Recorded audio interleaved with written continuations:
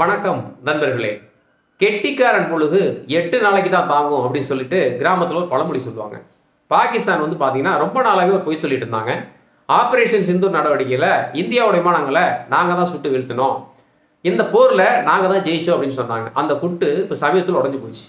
காரணம் என்னன்னு கேட்டிங்கன்னா, F-16 ரக விமானங்களை நம்ம சுட்டு வீழ்த்தினோம். அதை வந்து இப்போ அமெரிக்கா ரிப்பேர் பண்ணி கொடுத்துருக்காங்க. அதாவது கடந்த ஏப்ரலில் பகல்காமில் வந்து பார்த்தீங்கன்னா இந்தியாவில் அப்பாவி சுற்றுலா பயணிகளை பாகிஸ்தான் தீவிரவாதிகள் சுட்டு கொண்டாங்க.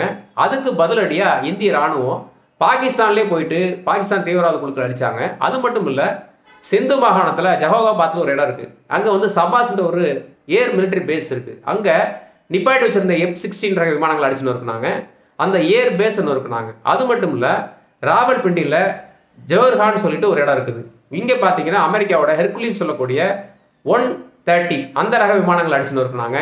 அதே மாதிரி கட்டுப்பாட்டு மையம், முக்கியமான தகவல் தொழில்நுட்பங்கள் எல்லாத்தையும் அடிச்சுன்னு இருக்குனாங்க. அதனால் என்ன ஆயிடுச்சுன்னா, பாகிஸ்தானில் ராணுவ விமானங்கள் பறக்கவே முடியல.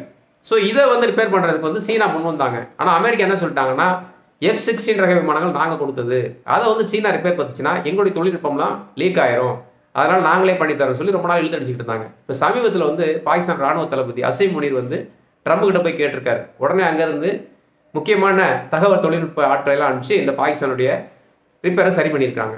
கடந்த மே மாதம் 4000 கோடி வந்து பாகிஸ்தான் ஒதுக்கியிருக்கு. எதுக்கு? இந்த ரிப்பேர் பண்ணுறதுக்கு. ஒழுங்காக தன் நாட்டு மக்களுக்கு இந்த பணம் செலவு பண்ணியிருந்தா நாட்டிலையும் நல்ல பேர் கிடச்சிருக்கும், ஒழுங்காக மக்களாக நல்லா இருந்திருப்பாங்க. அடுத்த நாட்டை நோண்டி பார்க்கறதுக்காக பண்ண வேலையில் இப்போ 4000 கோடி ரூபா.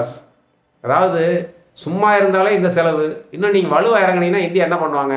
பாகிஸ்தான் இருந்த இடமே காணாமல் போகிற சூழ்நிலை தான் உருவாகும். அதனால தான் சொல்கிறது, பொய் வந்து ரொம்ப நாளைக்கு தாங்காதுன்னு சொல்லிட்டு. ஸோ எல்லா வகையிலையும் இந்தியாவை பீட் பண்ணவே முடியாது. பாகிஸ்தான் வந்து சும்மா ஏதாவது பொய் சொல்லிக்கிட்டு கதையை சொல்லிக்கிட்டு காலத்தை ஓட்ட வேண்டியதான். அடுத்த பதில் சந்திப்போம். நன்றி.